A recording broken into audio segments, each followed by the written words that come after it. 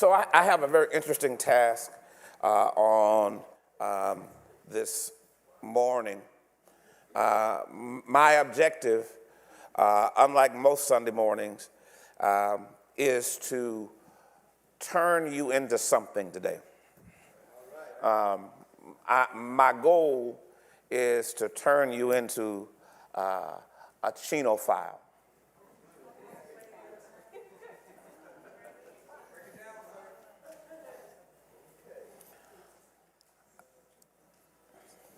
Some of you would ask, what is a chinophile? Some of you have already started to Google a chinophile. Could be a chinophile, it could be a chinophile. But we're going to believe it's chinophile, because that's what my mind remembers right now.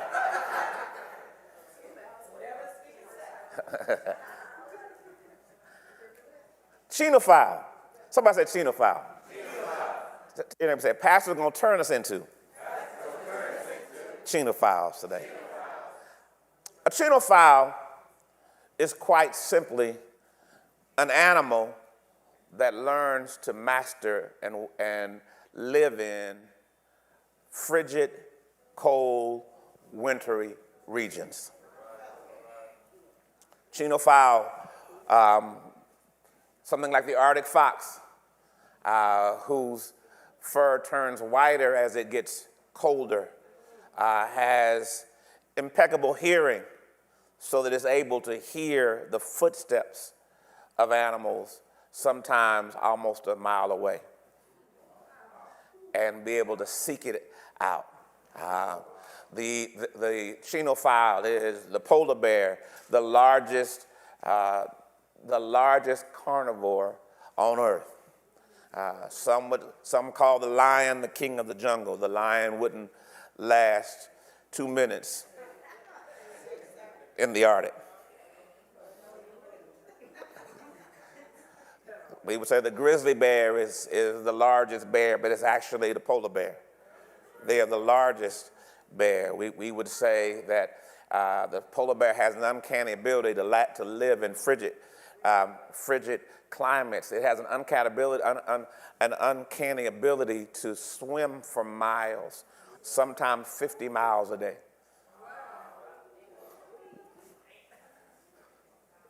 So it's not just, it doesn't just have terrestrial abilities, it also has aquatic abilities, that it can start swimming from one ice patch to another and swim in that Arctic frigid water and live and exist chasing seals and its prey, sometimes for miles. The polar bear, the snowy owl is a chinophile.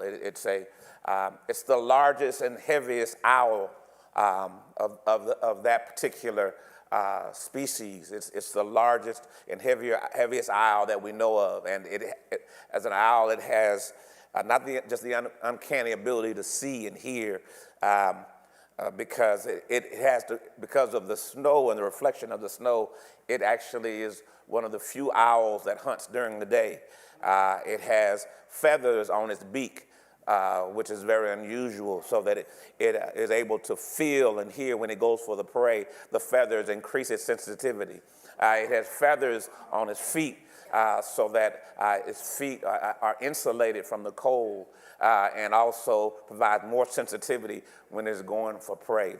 The snow leopard is an aggressive chinophile that walks and hunts in snowy mountainous regions and is a solitary animal, but knows how to live and eat and hunt in these winter seasons. So how do we as believers live in the seasons of winter? Because for most of us, we all pray for spring.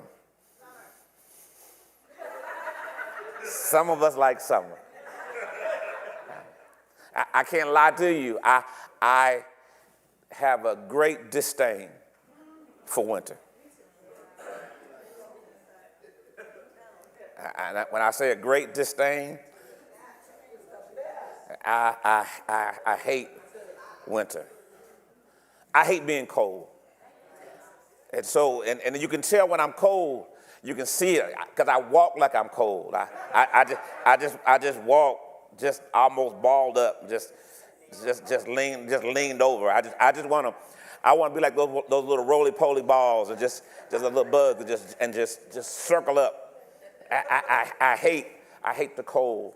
I hate the that feel when that air just comes across and it hits you. That's why you're in Chicago and you feel that wind come across. I was in New Jersey preaching and it was so cold. I told a person, I said, if I lived here, I would never go outside. I couldn't do it. I had to preach in February in New Jersey, and it was just that was the first time I felt bone chilling cold, where it hurt my bones when that cold hit me. But most of us love spring and summer. Because spring is a summer time, and summer they are times where we're expected to progress. In the springtime of our life, most of us believe that that's the sign, that's the season when we're going to come up. Matthew 24 and 32 talks about the fig tree, and so there was a time where we expected to bloom and we expected to grow. Am I making sense? But I don't want to talk to those people because we've dealt a little bit with spring and we dealt a little bit with winter last week. But I want to talk about how do we manage to deal with the winter seasons of our life. Proverbs 24:4 says this: the lazy man will not plow because of the winter. Now wait a minute. I love it because it says that even though there is winter, it says that his attitude is still wrong because, even during the winter, he don't want to do nothing. Am I making sense? He will beg during the harvest and have nothing. The counsel in the heart of a man is like deep water, but a man of understanding will draw it out. In other words, you got to learn how to say, well, what do I do? I cannot, listen, if I cannot change the season, how do I change me? Am I making sense? Now, I want you to know, this is a real great question that many of us should write down. If I don't know how to change the season, because many of us spend a lot of time asking God to change our season. But we fail to ask probably the more important question, which is, how do I change me in this season? And how do I make sure that I'm progressive in this season? I want to challenge us because I want to challenge you as a kingdom believer that you have the ability and the uncanny ability to actually progress despite your season. I hear a lot of people telling me stories, and I hear a lot of people talking to me all the time, and I'm telling you I'm a little insensitive to it. Where you start telling me all the things you've been through. I want to let you know that I'm probably not going to. There's probably some other people that are better at talking to you than I am, because I'm going to look at you and I'm going to say, okay, I've heard that. Now, what are we going to do? Am I making sense to you? But not that I'm saying that your experience is invalid. But I am saying that your experience is not an excuse. Clear enough. Because some of us will say, well, let me tell you why I'm unproductive. Let me tell you why I'm going through. My mama was like this. My daddy was like this. I came from this. My third grade teacher, my last boyfriend, my ex-husband, my ex-wife, my finances, my this. And so what we deal with is a lot of dialogue about why we are, where we are. But I want to talk to the person who says, okay, let me acknowledge I'm in the winter. But what I want to know now is, how do I, even in this rough time of my life, start building myself in such a way that I can do well even in a rough season? Now it's interesting because when we look at the story of Daniel, the story of Daniel is a very interesting story because Daniel chapter 1 through chapter 5, we see the story of Judah, the northern part of Israel, now being taken in under Babylonian captivity, under Persian captivity. And literally, they are shipped out. And if you can imagine Daniel, a young man this time, he watches his entire city be besieged. Besieged was a war tactic where you would surround the city, and then you would not allow food to come in, and water to come in, or supplies to come in, and you would then sit there and you would starve the city out. Because eventually, what would oftentimes happen when you would besiege a city, the kings and the men and women who were in charge would say, we're not going to come out. We're going to, our gates fortify us, and you can't come in, and you can't get to us, so now it's a waiting game. And the question is, are you going to be hungry waiting for us to come out, or are we going to be hungry while staying in? And part of the besieging process would be, one of the things they would do, not only would they surround the city, but they would oftentimes poison the wells so that you wouldn't have access to the water supply. Or they would cut off the water supply by building dams and what have you. So imagine you're sitting inside the city and you're watching the army come up first, and you're like, good, we're safe inside the walls. And the army is saying, we can't penetrate the walls, so we're stuck out here. And then you start seeing them go and start building dams up where your water is going. And so now your water is cut off. And then your food supply starts to wane. And what's interesting is the tactic of besieging would do something very interesting. It was more psychological warfare. Because then you would sit back there and you would do things that would speak to the hurt, the pain, and the appetites of the people. Like sometimes the Roman soldiers were known for doing things like literally their champion would come out every day a couple of times and talk to the city. So imagine you're in the city, you're locked up, and somebody's saying, been 8 days. Must be getting hungry by now. Last night we had fried chicken, mashed potatoes, green beans, a little peach cobbler. They're making biscuits this morning.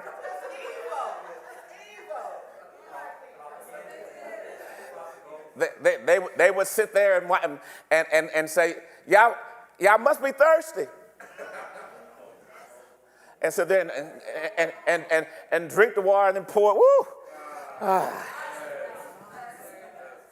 Roman soldiers were known to stand in formation, and when the general would give a command, they would pull the swords out of their sheaths at the same time. So you would be inside and you'd hear shh several times a day. Would just let you know it's coming. They were known to pull their swords out during the noon of the day and flash the light. So all of a sudden you'd see now this bright light shining. Let you know, oh, it's coming. And besieging would be so powerful that they learned that sometimes they would break in, using battering rams and other tactics, or climb the walls. The problem with that particular tactic was they would lose a lot of men. So what they would oftentimes do, and this is actually how Jerusalem fell to the Persians, literally they starved them to the point where one day the people on the inside opened the gates. Because they was like, the generals were saying, hold on. And people were like, I'm through with this. And so oftentimes the object of besieging was the inside person and getting to them where they would finally give up and open the gate and say, come on in. We give up. We tired of this. So now, when you think about this idea of being besieged, Persia besieged Judah and starved them out. And then when somebody finally opened the gate, they ran in the city, ransacked the city, destroyed the temple, destroyed their place of worship. And then to add insult to injury, they found all their greatest people, their smartest people, and they took them from Jerusalem and marched them some 700 miles from Jerusalem to Babylon, and just tied them in ropes and chains and bound, and then marched them 700 miles, which took about 4 months to get to Babylon, and then put them in servitude. And then while they were doing that, they would say to the Jews, sing some of your praise songs now.